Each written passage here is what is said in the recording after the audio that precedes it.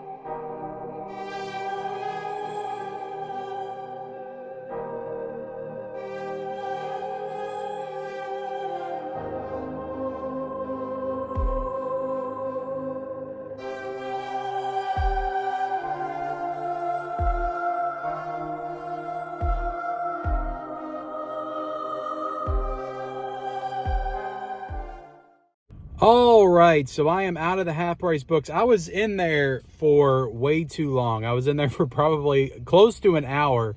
I was in there. So I did get 2 Blu-rays and 2 DVDs, but this totals to 15 movies because one of these sets is a 12 movie set. So yeah, I got some good stuff. There was just a lot of stuff in there I was looking at. There was a lot of really cool like collector's editions. There was this really awesome like Hellraiser 10 set. I should have got footage of it. I think I did get footage of it. I can't quite remember, but really cool Hellraiser 10 set. It was $25, had both the Hellraiser movies in it. It was an old Anchor Bay release. And I don't need it, so I didn't get it because I've already got the best Hellraiser box set that there is.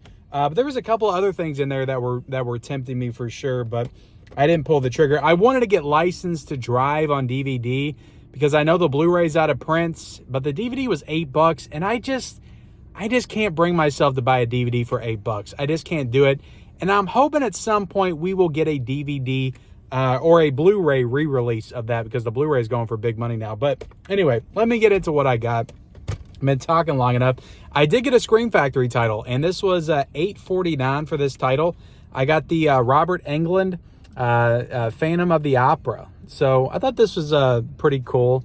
I don't feel like this has ever been this low, even in a Scream Factory sale. I know it's been in some of the sales before, but $8.49 for this. It's in really good condition, and it's a Scream Factory title, so I just figured it was worth it. $8.49 for Phantom of the Opera. Whether or not it's good or not, I don't know, but it does have Robert Englund, Freddy Krueger, so I figured I'd grab it. This was actually still sealed in the plastic. I got Invincible with Mark Wahlberg. I've never seen this movie, but I do like inspirational sports stories, so I thought I would pick it up. Still sealed for $3. And because this is Disney, I don't know if they'll do this one on 4K, so I went and took the chance and grabbed it for $3. This movie, I'm pretty sure I saw in the theaters back in the day. It came out in the whole like Saul Hostel era, torture porn era, if you want to call it that. But this is Turistas.